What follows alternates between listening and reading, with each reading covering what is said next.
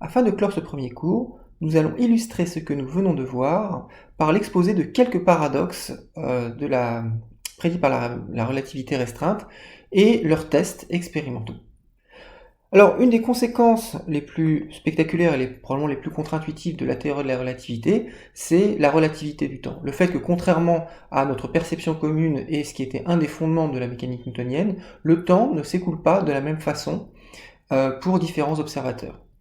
Alors, qu'est-ce que ça veut dire par exemple? Eh bien, nous avons vu que les transformations de Lorentz affectent non seulement l'espace, on transforme la position x en une position x', ce dont on a l'habitude dans le cadre de la mécanique newtonienne évidemment, mais aussi le temps, puisque nous avons vu que t' était égal à gamma t moins vx sur c carré.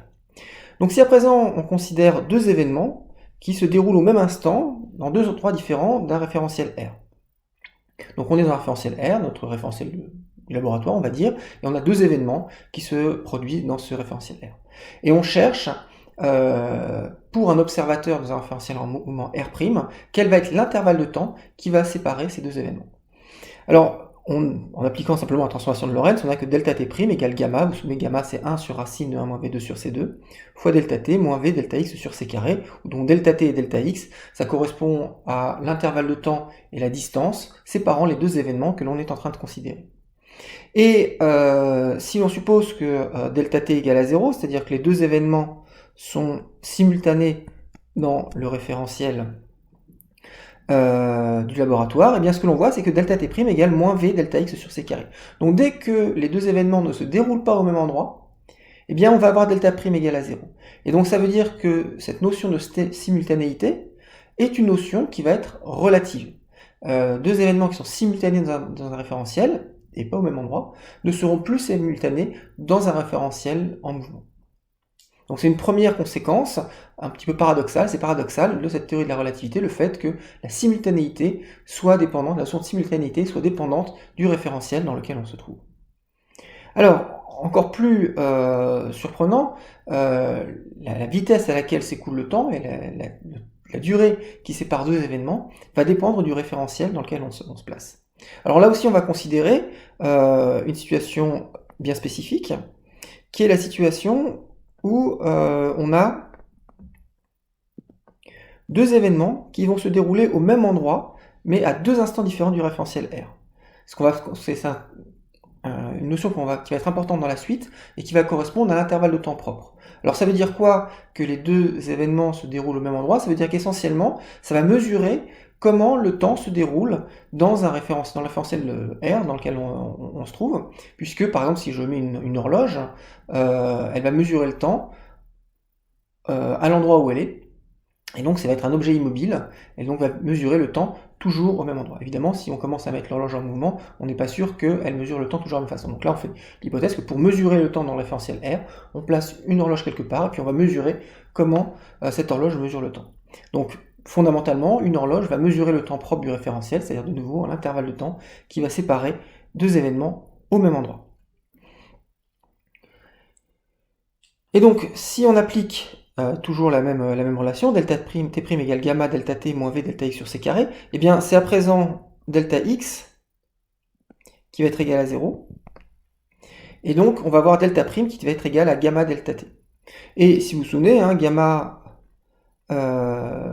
c'est 1 sur racine de 1 moins bêta 2, et donc ça va être plus grand que 1. Donc ça veut dire que delta' va être plus grand que delta t. Donc pour un observateur qui va être en mouvement par rapport à l'horloge finalement qui mesure le temps delta t, eh bien l'intervalle de temps qui va séparer deux tics ou deux tacs de l'horloge va être plus grand que celui mesuré dans le référentiel R. Donc ce qu'on peut résumer par la phrase suivante, pour un observateur en mouvement, la durée entre deux événements est plus longue que le temps propre. Donc là, on prédit ce phénomène qui s'appelle la dilatation des durées. Pour un observateur en mouvement, le temps qui s'écoule entre deux intervalles de temps propre est plus long que le temps propre lui-même.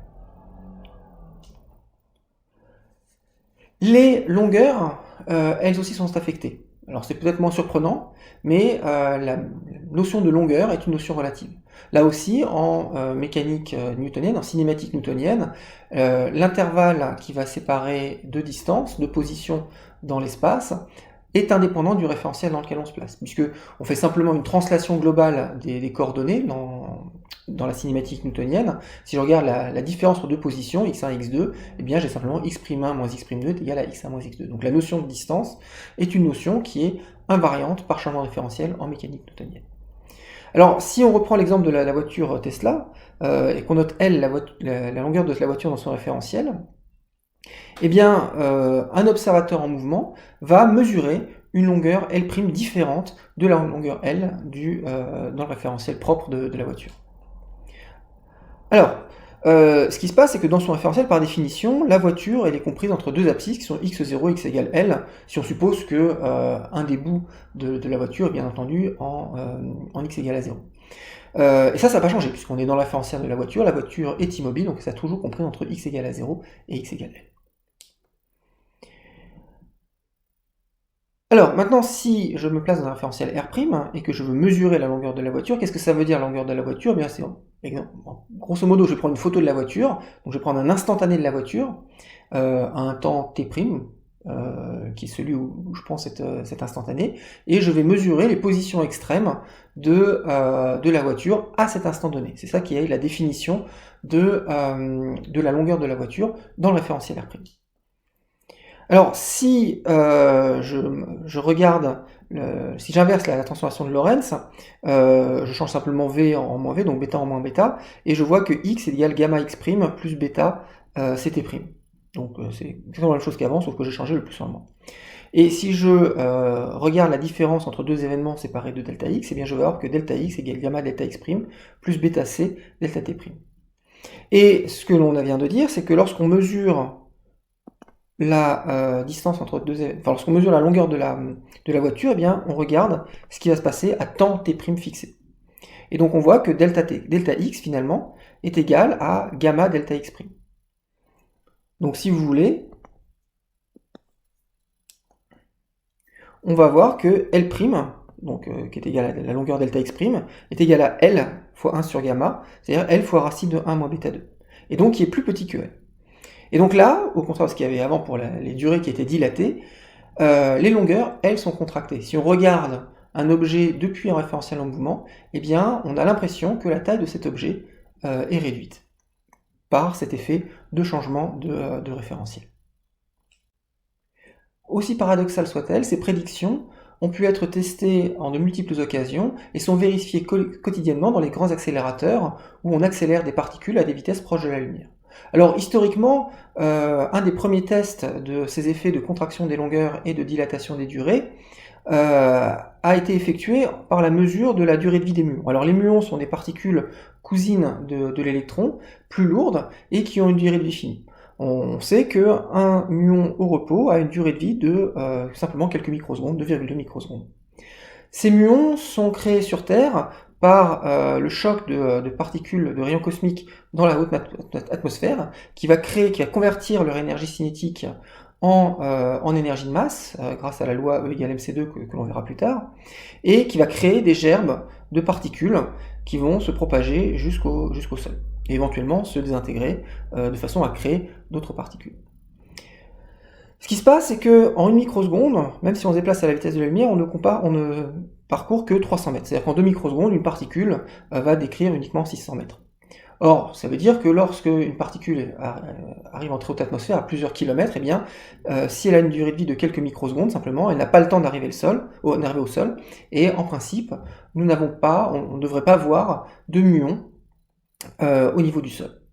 Et pourtant, ce que l'on constate, c'est que si on place des détecteurs de particules au niveau du sol, eh bien, on voit des muons provenant de ces rayons cosmiques atteindre le sol. Et la raison en est, c'est le phénomène de dilatation des durées que l'on vient d'illustrer. En effet, ces 2 microsecondes correspondent à un intervalle de temps propre, c'est-à-dire on est à cheval sur le muon, et puis on attend que le muon disparaisse. Donc c'est vraiment quelque chose que l'on mesure dans le référentiel du muon. Lorsque l'on s'intéresse à ce qui va se passer entre la création du muon et puis la détection au sol, eh bien, on va être dans un référentiel qui va être en mouvement, à une vitesse qui est très proche de la vitesse de la lumière, par rapport au muon. Et donc ce que l'on a vu, c'est que ces 2,2 microsecondes mesurées dans le référentiel probe du muon vont être rallongées par le facteur gamma. Et donc si vous avez une particule qui se déplace à des vitesses proches de la lumière, eh bien ce facteur gamma peut être arbitrairement grand, et donc laisser à la particule le temps de se propager jusqu'au sol. Donc ça, c'est le point de vue du sol, c'est l'effet dilatation des durées. Maintenant, si vous êtes dans le référentiel du muon, il a toujours une durée de vie de 2,2 microsecondes, et il va voir s'approcher le sol à une vitesse qui est la vitesse, à peu près la vitesse de la lumière. Alors maintenant, on peut essayer de comprendre pourquoi est-ce que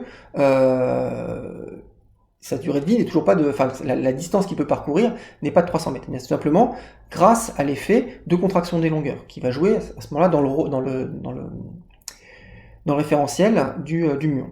En effet, maintenant, si je regarde le point d'impact, la création de la gerbe et le sol, là on est dans le référentiel terrestre, et il y a une distance qui est donc de quelques kilomètres.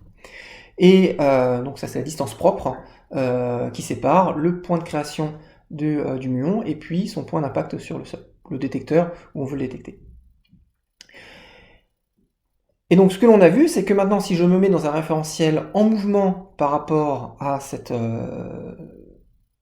référentiel fixe, ce référentiel laboratoire, eh bien les distances propres vont être raccourcies. C'est-à-dire que vu par le muon, la distance qui sépare le point d'impact et le sol va être raccourci par ce facteur racine de 1 moins V2 sur C2. Donc là de nouveau, si V est très proche de C, ce facteur peut être très très proche de 0, et donc raccourcir énormément que la distance que le muon a l'impression de devoir parcourir pour atteindre le sol.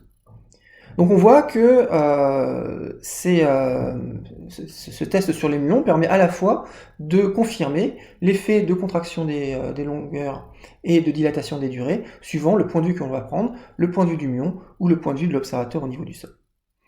Ce test est évidemment pas le seul, et on en verra d'autres dans le cours et dans les TD, notamment le paradoxe des jumeaux qui est relié à cette dilatation des durées, et puis ce qu'on appelle l'effet Doppler transverse, car si vous vous souvenez peut-être, l'effet Doppler en mécanique classique, en physique classique, s'annule lorsque l'onde était mise à 90 degrés du mouvement de l'émetteur en mouvement, et ce que l'on va voir, ce que vous verrez, c'est qu'en relativité, eh bien, il persiste un effet de Doppler résiduel lorsque l'on observe à 90 degrés de